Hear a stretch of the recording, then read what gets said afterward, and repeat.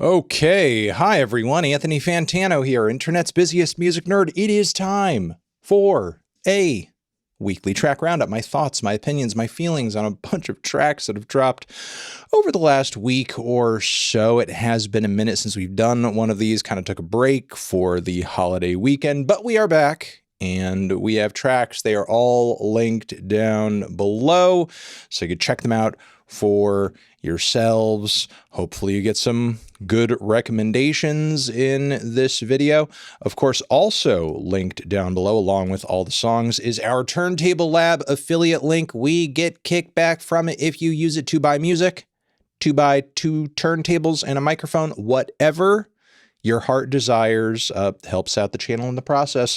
What else helps out the channel? It's our Patreon page. Get some extra bonus monthly content in the process while getting Patreon only Let's Argues, classic album live streams, access to our Discord community too. Check it out. It's pretty cool from what I hear. All right. Worst tracks of the week. We have a couple of those. We have a few. New Mountain Goats, Candlebox.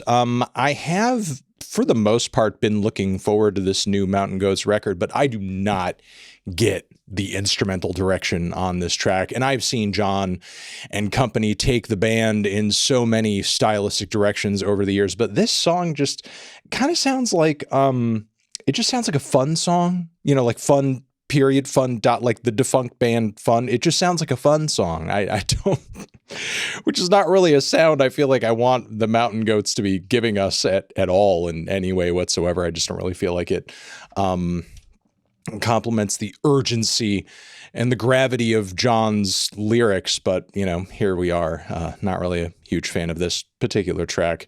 Also not really big on this new, you know, sort of like a track from Green Day, which is going to be, you know, obviously featured on the Nimrod soundtrack, which is, you know, a cinematic retelling of the story of Green Day, you know, a Green Day comedy, I guess they're calling it. And yeah, this kind of has like a weird little, you know, rockabilly kind of twist to it, and sounds really hokey. Not a big fan, but I don't think it's taking itself that seriously anyway. We have the tracks I was on the fence on. You might like them more than me, even if I'm not blown away by them. They're still worth shouting out. They are as follows. Here we go. We have a new one from Wet Leg. They have been dropping lots of remixes, extra tracks from this new, you know, kind of like deluxe edition of their latest full-length LP, High From Me. It's a pretty low-key rocker. It's all right. It's fine. I could see why it's an extra, but I can also see why it's worth sharing after the album drop. So it's fine. It's more Wet Leg. We also have more from the last dinner party over here. A track that also feels a little, you know, kind of like skeletal, a little scant, a little lacking, but, you know, at the end of the day, it's kind of like more Last Dinner Party. It's fine. It's cool. I could imagine sort of like a more done up production where, you know, the final version of the track is maybe a bit more interesting and dramatic and exciting to listen to. But, you know, look, if you're up for some extra The Last Dinner Party, here you have it. We also have Open Mike Eagle and Kenny Segal from their forthcoming Doomed album. This track they have decided to treat us to, watching a movie called Freedom by Myself, is the closing track to this forthcoming album. And it's a very tough sell as a single. I guess that's why I'm a little kind of on the fence with it. It's very cerebral. It's very low key. But simultaneously, it is like kind of stereotypically very dour and very sort of like slow, like a lot of finale and closing tracks happen to be on a lot of records. It's just strange as a single, you know, might work better in the context of the album. In fact, I'm kind of anticipating that's going to be the case, but here we go. Also, new one from Converge over here, Iron City. It is a spacey, dreamy, moody piece of indie rock with, of course, a lot of glockenspiel.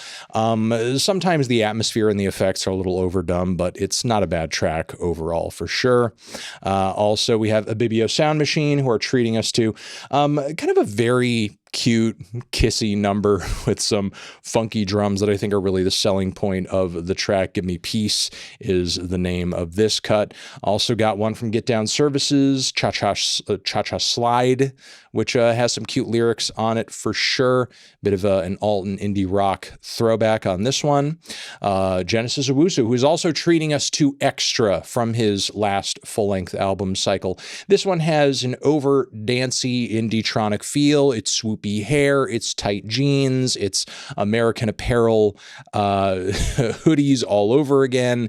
It's not bad. I could see why it doesn't fit into like, you know, the overall vibe of the new album, you know, in terms of like its messaging, but definitely in terms of like some of its influences, it, you know, makes sense for within this era for Genesis. And it's cool that it got shared. Bit of a dance floor number. We've also got Dinosaur Jr., who are back. New album on the way. First taste of it comes by way of this song, Several Got Away. And yeah, of course, it's like kind of a bit of a slackery, fuzzy, low-key indie rock track that, you know, is kind of Dinosaur Jr. sticking to their guns. We've also got one over here that I'm a little on the fence with from, of course, Cage the Elephant Beaches in Tennessee. Of course, a bit of a vintage rocker, but produced and presented in such a way to where it's like, you know, kind of put together and assembled in the DAW like a pop song. It's got a very, very like in-your-face earworm hook, but I don't know if I'm too sold on it, honestly. Also, Beyoncé.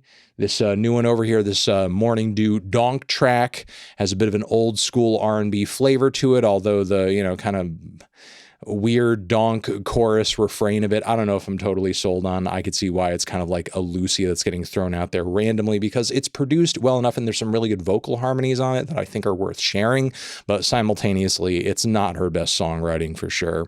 We've also got Anthrax, who have seen fit to treat us to a really lengthy one on this Edge of Perfection track. Like there are some thrashy moments on it for sure, but mostly this feels like a very progressive kind of like slow alt metal anthem with a lot of dramatic lead vocals. And, you know, it's not necessarily what I'm looking for, I think, from Anthrax in this era. Certainly not as kick-ass as the last single, but, you know, hey, changing it up a little bit, showing some ambition, showing some, I guess, emotional depth on this track, I guess you could say. It's not too bad. We've also got the best tracks of the week. Of course, those are as follows, and we have quite a few, so pay attention. Digging on this new one from, of course, the good people over at Westside Cowboy, who are giving us some old school alt-rock flavors on this new track of theirs. It's a bop for sure. Pinup Boys is the title of it. Also liking this new one from Rico Nasty, Cupcake. This new era is going to have, of course, Kenny Beats in the mix here and there. This one has like almost a sugar trap, very synthy, bright, upbeat, you know, trap flavor to it from her earlier career. Really liking the energy. It's chaotic and fun at the same time. Also digging on this new one from Rebecca Black, Hot Wet Delirious, who's bringing us big Britney vibes, big Pussycat Doll vibes with a lot of vocal versatility, a lot of booming and insane production on this track. She just gets more and more ambitious with each new single and album cycle, that's for sure. We also have one from the Sharp Pins over here, who are giving us a bit of a kind of a lo-fi mod rocker, very cute. It's a mod world anthem for sure. Lots of raw, catchy guitar riffs and a good attitude. Very fun, very lighthearted. Also digging on this new one from Mock Media, Mock City Rock. Whoa, this one has a fun, like old school English kind of punk rock feel to it with big group vocals from front to back. The Mock City Rock. Like it's so goddamn addictive and catchy. Lots of floor tom, lots of great riffs, lots of shouty vocals, like I said, and a great energy all around. Looking forward to their forthcoming album over here, which will be dropping soon. We have also Girl Talk, teaming up with Michael Christmas and Chris Crack on this new track over here. Apparently there's going to be more to come with this strange but very, I guess, like cohesive crossover from all these guys. It's booming, it's witty, it's lyrical, it's got a good attitude about it. Really liking this mix-up. Vending Machine Charcuterie Board, bit of a tongue-in-cheek title there, of course, and the mood flows throughout the entire track. We've also got a new one over here from Lorraine, who treated us to a very surprising, very heavy, loud, rock-oriented single with the last teaser for this forthcoming album. More rock vibes on this newest track over here, and also kind of a linear progression too, but doesn't so much get super loud and intense toward the end. The more it goes along, the more psychedelic and sort of like trippy and drippy it gets as it goes along. A lot more sonic depth, and again, interest is peaked. Lorraine definitely evolving creatively pretty rapidly between these two projects that we've gotten in quick succession. Borderline is the name of this one. Also, Koreatown Oddity, Ragu and Prego treating us to some absurd, witty, funny, creative, oddball lyricism on this new track for sure. Looking forward to what he's going to be doing in the very near future, of course. Also enjoying Imogen Heap teaming up with John Hopkins, kind of a match made in heaven on this track, believe it or not. Imogen Heap's explorative, angelic, beautiful, soaring vocals over John Hopkins' hypnotic and entrancing, sort of like, deep house progressions. It works really well. I mean, there's not really any notes I can give it. It does really kind of like ask a lot of you in terms of like relaxing and really chilling out and letting the music do what it's going to do. But, once you kind of allow it to wash over you, it's quite beautiful and immersive. That's for sure.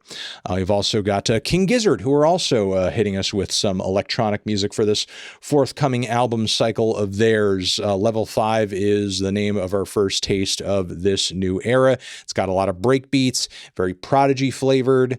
I would say like a little Chemical Brothers as well, but of course like those trademark psychedelic, strange, and unnerving King Gizzard lyrics and vocals that I feel like are kind of like their calling card at this point and make it truly feel like a King Gizzard song, even though for the most part, like with the revving bass and, some of the stuttering synths, it does really feel like an EDM type production. I mean, they're really committing to the bit and doing it quite tastefully. I'll say that. We have a new one from Fat Dog over here. Cancel Me, I'm Tired. It's a bit of a kind of, synthy, alternative dance bop, I would say. Great production, killer beats, awesome synth work, and really kind of, a hilarious kind of premise for the lyrics and, the entire idea of the song as well. Fat Dog sounding as good as ever in this new era.